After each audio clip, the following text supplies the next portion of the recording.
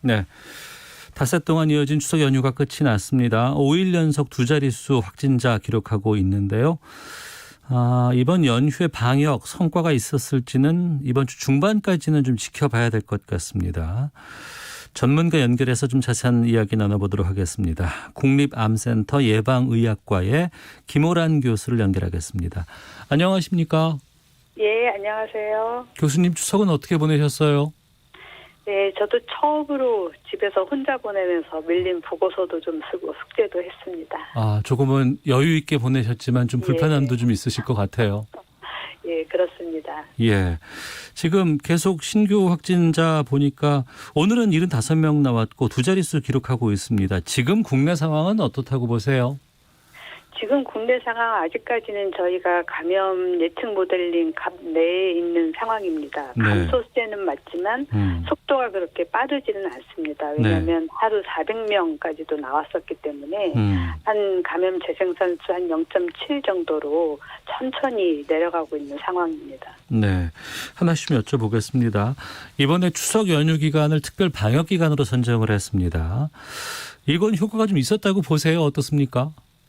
아직은 알 수 없지만 어쨌든 이동량은 작년 추석보다 줄었고요. 예. 또 오고 가면서 방역 수칙도 잘 지키신 것으로 보입니다. 그렇지만 어쨌든 도착하셔서 가족 간의 모임이라는 것이 식사나 대화를 할 수밖에 없는 것이어서 그중에 혹시라도 감염자가 있었다면 전파 위험이 매우 높습니다. 따라서 앞으로 이번 주 다음 주까지도 지켜봐야 할 것 같습니다. 네, 이번에 보니까 귀성길 감염 사례가 좀 여러 건 발생을 하긴 했습니다.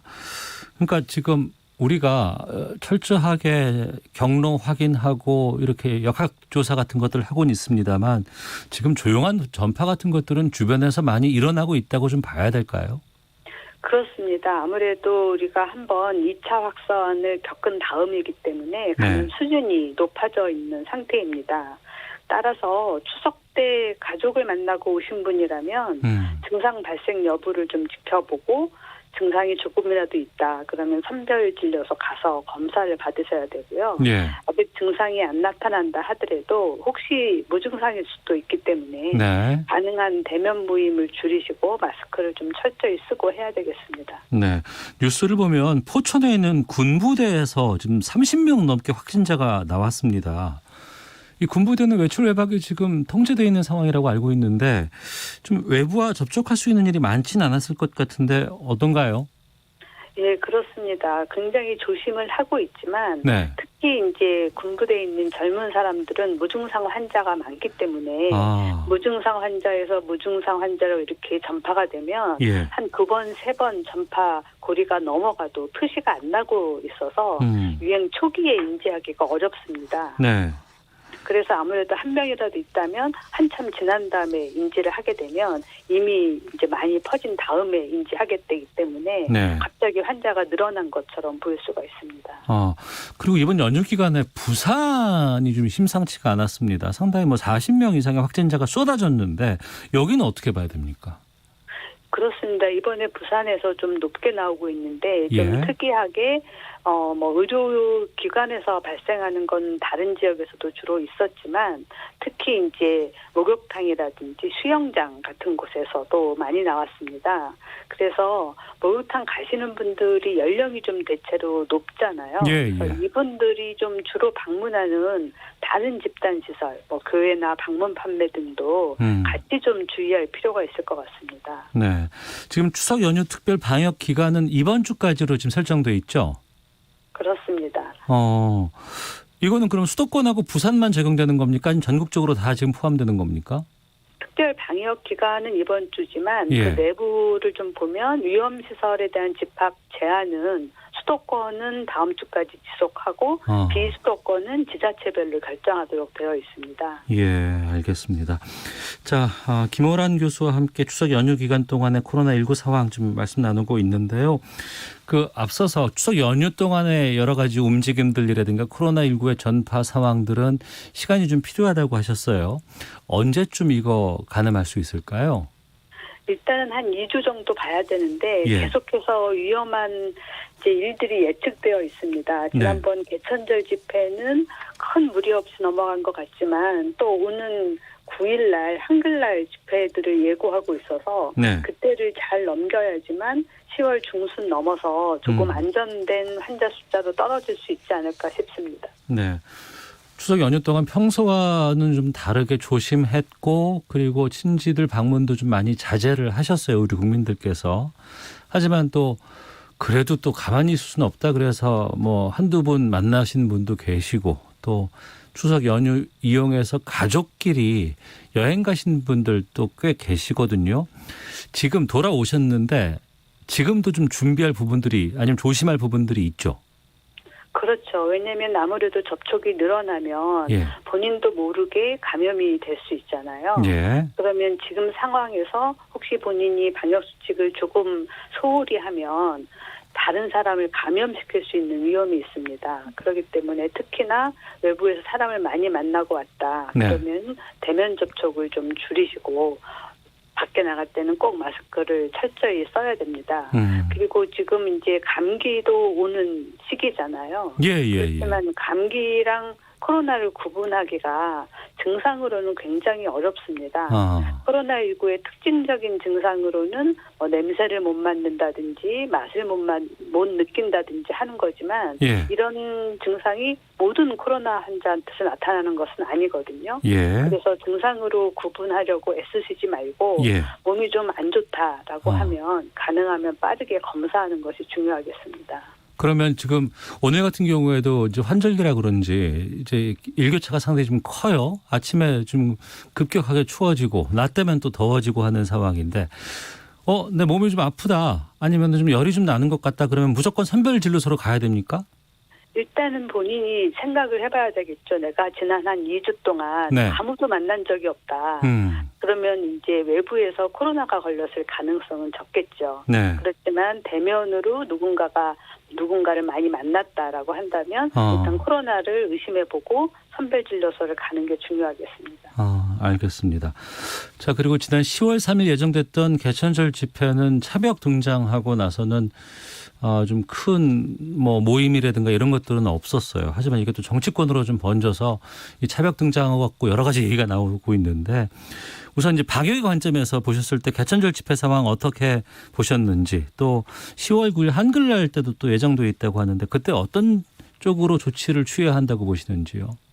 예, 개천절 집회는 무사히 넘어갔지만 그 집회를 그렇게 관리하기 위해서 굉장히 많은 경찰과 군인들이 동원이 됐잖아요. 그분들 간에 감염이 일어날 수도 있습니다. 경찰들 간에? 그렇죠. 왜냐하면 굉장히 많은 관리 인원이 동원됐기 때문에 저는 그걸 보고 오히려 저분들 사이에서 혹시라도 감염자가 있다면 좀 위험하지 않을까 하는 걱정이 됐거든요. 그래서 이번 한글날 집회도 가능하면 처음부터 허가를 하지 말고 그분들이 그렇게 애써서 차벽을 세우고 모여서 관리를 하지 않아도 될 수 있는 그런 상황이 만들어지면 훨씬 좋을 것 같습니다. 그렇군요. 아무래도 이제 집회를 강행하려는 측과 또 집회를 막고자 하는 이런 경찰 인력들 간의 갈등도 많이 있고 거기서 소리도 좀 많이 지르게 되고 그렇죠. 그런 상황에서 경찰들 마스크 쓰고 이렇게 있으면서도 좀 불안하긴 하겠네요. 지난번 8.15 집회 이후에도 실제로 경찰들이 감염된 경우들이 있었거든요. 그렇군요. 알겠습니다. 이 질문 드려보겠습니다. 우리가 이제 2단계 유지를 계속해서 해오고 있는데 그 기준이 되는 게 이제 코로나19 일일 확진자가 50명 미만 이 부분이었어요. 근데 지금 계속해서 이제 물론 두 자릿수도 참 우리가 열심히 노력한 결과이긴 하겠습니다만 왜 이렇게 좀처럼 줄지 않는 건 왜 그렇다고 보세요? 여러 가지 원인이 있지만 일단은 이번 유행이 굉장히 인구 밀도가 높은 수도권에서 유행하고 있기 때문에 이전의 유행에 비해서 감소하기가 좀 어렵다 하는 게 있고요. 또 이제 이전에 이태원발 유행이라든지 신천지발 유행일 때는 대부분 이제 젊은 사람이었고 아주 빠르게 접촉자들을 우리가 다 확인을 해서 검사를 했기 때문에 빠르게 감소했습니다. 그때는 유행이 한번 피크를 올라가고 난 다음에 감염 재생산수가 0.5 정도로 떨어졌었거든요. 그런데 이번에는 8.15 이후에는 노인 환자가 많고 노출된 사람들이 빠르게 검사하지 않고 한 달이 지나도 다 검사를 안 받은 상황이었어요. 네. 그러다 보니까 피크로 올라가고 난 다음에 떨어지는 속도가 굉장히 느리고 지금도 감소는 하고 있지만 재생산수는 0.7 정도이기 때문에 빠르게 줄고 있지가 않습니다. 예. 이 상황이 앞으로는 우리가 이전에 겪었던 것처럼 환자 수가 0이 된다든지 한 자릿수로 떨어진다든지 하기가 상당히 어렵겠다. 한 50명 미만이나 50명 정도에서 오르락 내리락 해도 상당히 관리를 잘하는 수준이 되지 않을까 싶습니다. 이제는 그러니까 원천적으로 막을 수 있는 거는 상황이 좀 지난 것 같고 그나마 50명대로 유지하는 게 목표다 이렇게 이해를 하면 되겠습니까? 예, 그렇습니다. 그리고요. 앞서 이제 포천 군부대 얘기도 했지만 무증상으로 오랫동안 자기가 걸렸는지도 모르고 지나가는 젊은이들이 꽤 있다고 하셨잖아요. 그렇습니다. 그러면 그 사람들은 그냥 무증상으로 있다가 완치돼서 그냥 자기도 모르게 계속해서 생활하는 경우도 있습니까? 그렇죠. 본인도 모르고 넘어가고 그 사람으로 인해서 감염된 사람도 또 무증상이면 모르고 넘어가겠죠. 그렇게 2번, 3번 넘어가다가 누군가 증상이 나타나면 그때서야 확인이 되는데 그 앞에 자기한테 감염을 시켰던 감염원은 우리가 못 찾는 경우가 많거든요.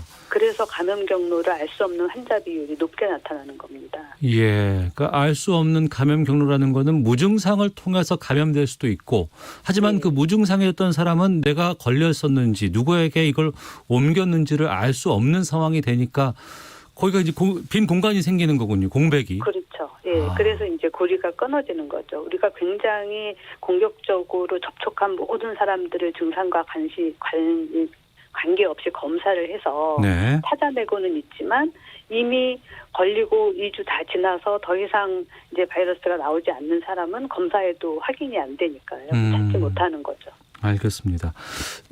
방역당국에서는 이번 주 중반쯤 이 거리두기 어떻게 좀 결정할지 다시 좀 검토해 본다고 해요. 어떻게 하는 것이 바람직하다고 보세요? 예, 우리가 세웠던 1단계, 2단계, 3단계가 있는데 일단 하루 확진자가 50명 미만으로 2주 평균 유지가 되면 1단계로 낮출 수가 있습니다. 그러면 우리 일상생활하는데 조금 더 여유가 생길 수 있을 것 같고요. 그렇지만 여전히 이제 위험이 남아있는 것이 이제 11월 달이 되면 독감이 유행을 하기 때문에 그때도 이제 긴장의 끈을 놓지 말고 계속해서 조심할 필요가 있습니다. 네. 이건 법적인 문제입니다만 그 10월 중순 다음 주부터는 그 마스크 착용 지침 어길 경우에 과태료 부과한다고 했거든요. 이거는 어떻게 보세요? 예, 맞습니다. 오는 13일부터 다중이용시설에서 마스크 착용을 해야 되고요. 어기게 되면 10만 원 이하의 과태료가 부과되는데 한 달 정도 계도 기간이 있기 때문에 실제로 과태료가 부과되는 거는 한 11월 13일부터로 될 것 같습니다. 네. 그럼 이거는 이제 야외에서 뭐 다니시는 분들 이분들에 해당되는 건 아니고 버스라든가 지하철이라든가 여러 사람들이 밀집하는 이 공간 말하는 거죠? 정해져 있는 장소에서 그렇습니다. 알겠습니다. 그리고 이제 의학적으로 좀 여쭤볼게요. 트럼프 대통령 부부가 확진 걸렸어요. 이건 어떻게 보셨어요? 네, 바이러스가 국경도 없지만 지위 고하도 가리지 않는 거죠. 아주 공평한 바이러스입니다. 공평한 바이러스라고 말씀을 하시는데 근데 아무래도 백악관에서 지금 선거 앞두고 있는 대통령이 확진을 받았다는 거는 그만큼 빈틈이 많이 있다. 아니면 미국의 방역 조치들 이런 것들이 좀 허술하다 이런 반증 아닐까요?